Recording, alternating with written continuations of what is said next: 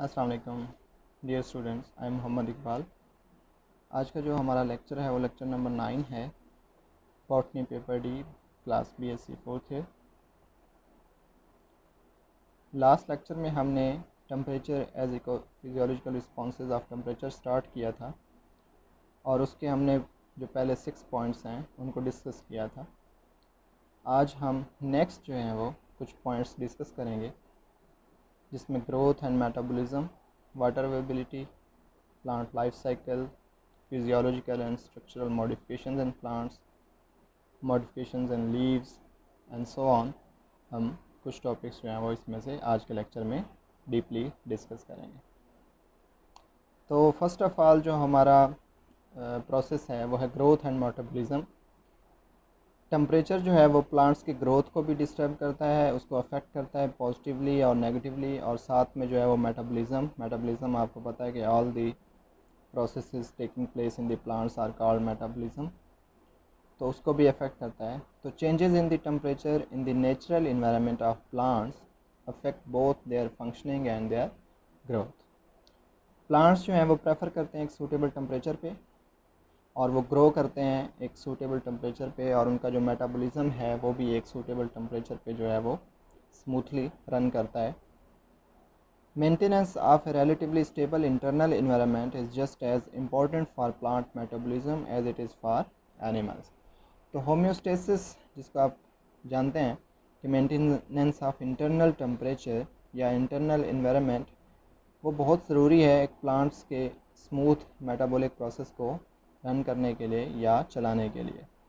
तो मेंटेनेंस या होम्योस्टेसिस का जो प्रोसेस है वो प्लांट्स में भी होता है जैसे कि एनिमल्स में है।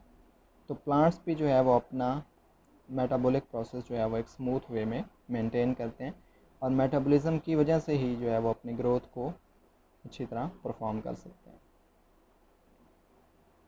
नेक्स्ट जो पॉइंट है वो है water availability.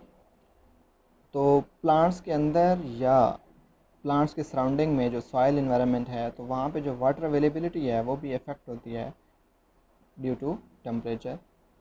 Plants respond to changes in light, water availability and temperature, all of which are linked since heat is often associated with light, for example the radiant energy of sunlight। तो जो plants में water availability है वो temperature से directly effect होती है।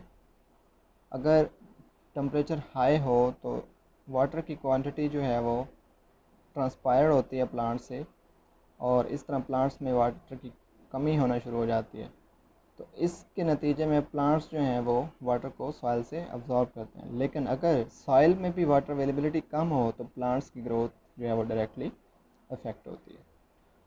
लो availability of water में also be associated with very cold temperatures since frozen water, ice and snow is not available for use of plants.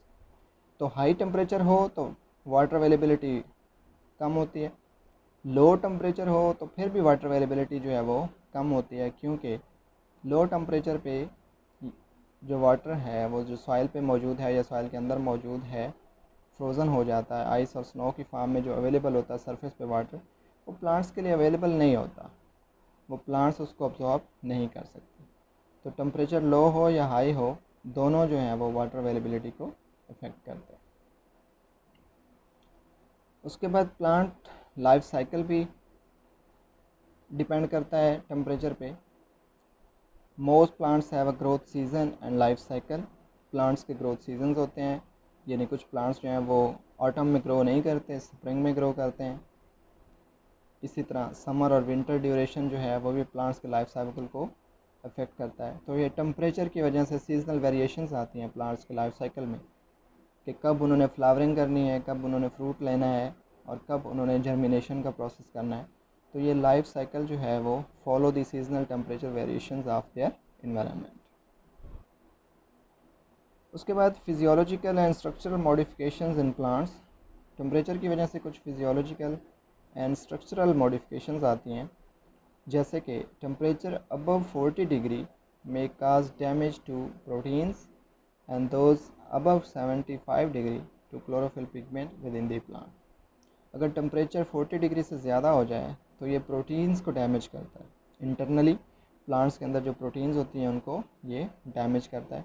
लेकिन अगर यही टेम्परेचर 75 डिग्री से ज़्यादा हो तो जो क्लोरोफिल पिगमेंट्स है, ये जो ग्रीन पिगमेंट है जिसकी वजह से प्लांट्स ग्रीन नज़र आते हैं, ये भी डैमेज होना शुरू हो जाता है। तो प्लांट्स जो हैं वो सूखना शुरू हो जाते हैं, ये ड्राई होना शुरू हो जाता है। Since plants cannot move into their shade, they tend to have stronger physiological and structural adaptations. क्योंकि प्लांट्स जो है वो एनिमल्स की तरह मूवमेंट नहीं कर सकते, वो धूप से साए में नहीं जा सकते, तो इसी वजह से वो अपने अंदर जो है वो stronger physiological and structural adaptations ले आते हैं हाई टेम्परेचर के अगेंस्ट और लोअर टेम्परेचर के against. Modifications in leaves, plants temperature के मुताबिक अपने लीव्स की मॉडिफिकेशंस करते हैं, लीव्स की डायरेक्शंस को चेंज करते हैं। इसके अलावा लीव्स में जो है वो इंटरनल पिगमेंट्स और इंटरनल जो स्ट्रक्चर है उसके कंपोजिशन में चेंजेस लाते हैं। Reflective leaf surfaces that reduce the amount of radiation absorbed can help keep a plant cool in hot conditions. तो जो प्लांट हैं वो अपने लीव्स को इस तरह ओरिएंट करते हैं या पोजीशन में लाते हैं कि वो मैक्सिमम लाइट को जो है वो या रेडिएशंस को रिफ्लेक्ट बैक कर सकें, ताकि बहुत थोड़ी जो है वो लाइट जो है वो अब्जॉर्ब हो और जो रिक्वायर्ड है वही अब्जॉर्ब हो, और मैक्सिमम अपने आप को जो है वो हार्ड कंडीशन से सेफ रख सकें या बचा सकें। लीव्स में भी लाइट और सिल्वरी कलर और हैव वैक्सी और शाइनी सरफेसेस। तो जो लीव्स में डिफरेंट मॉडिफिकेशन आते हैं कि लीफ जो है वो लाइट इन कलर होते हैं या उनका जो कलर होता है वो सिल्वर टाइप का होता है, और है वैक्सी और शाइनी सरफेसेस। उनकी जो सरफेसेस होती हैं वो वैक्सी होती हैं, वैक्सी लेयर होती है जो कि ट्रांसपरेशन को या वाटर लॉस को प्रिवेंट करती है, और इसके अलावा उनकी शाइनी सरफेसेस भी होती हैं। नेक्स्ट जो प्रोसेस है वो है इवापोरेटिव कूलिंग। इवापोरेटिव कूलिंग क्या है? ये वो इफ़ेक्ट है जब ट्रांसपरेशन होती है स्टोमेटा से, वाटर वेपर्स की फॉर्म में रिलीज़ होता है, तो प्लांट्स में एक कूलिंग इफेक्ट प्रोड्यूस होता है। बिकॉज टेम्परेचर जब हाई होता है तो वाटर वेपर्स की फॉर्म में कन्वर्ट होता है। तो वाटर वेपर्स की फॉर्म में कन्वर्ट होने की सूरत में जो एनर्जी है वो रिलीज़ होती है in the form of vapours. तो जो पीछे टेम्परेचर है वो लोअर डाउन होता है, उसकी वजह से एक इवेपोरेटिंग कूलिंग पैदा होती है या कूलिंग इफेक्ट पैदा होता है। तो loss of water via transpiration जो स्टोमेटा ओपनिंग से होती है, in order to evaporate and have a cooling effect of the plant, इसका कूलिंग इफेक्ट है प्लांट्स के ऊपर। This decreases internal temperature, however water is not readily available, this can kill the plant. ये जो evaporation हो रही है इसकी वजह से इंटरनल टेम्परेचर डिक्रीज़ होता है, लेकिन अगर प्लांट्स के अंदर वाटर अवेलेबल नहीं है और सॉइल के अंदर भी वाटर अवेलेबल नहीं है तो ट्रांसपरेशन जो है वो नेगेटिव है प्लांट्स के लिए, और ये वाटर लॉस होता है, उसकी वजह से प्लांट्स में पानी की कमी हो जाती है और ये प्लांट्स को किल कर देते हैं या डाई ऑफ भी हो जाते हैं। तो एवपोरेटिव कूलिंग जो है या एवपोरेशन ट्रांसपरेशन एक तरफ तो हेल्दी प्रोसेस है, लेकिन एक तरफ ये जो है वो इसको नेसेसरी इवल भी कहा जाता है, और ये जो है प्रोसेस जो है वो ग्रेटली इफ़ेक्ट करता है प्लांट। तो आज का लेक्चर हमारा यहाँ तक, नेक्स्ट पॉइंट के साथ और कुछ फिजियोलॉजिकल प्रोसेस के साथ नेक्स्ट लेक्चर में आएंगे। अल्लाह हाफिज़।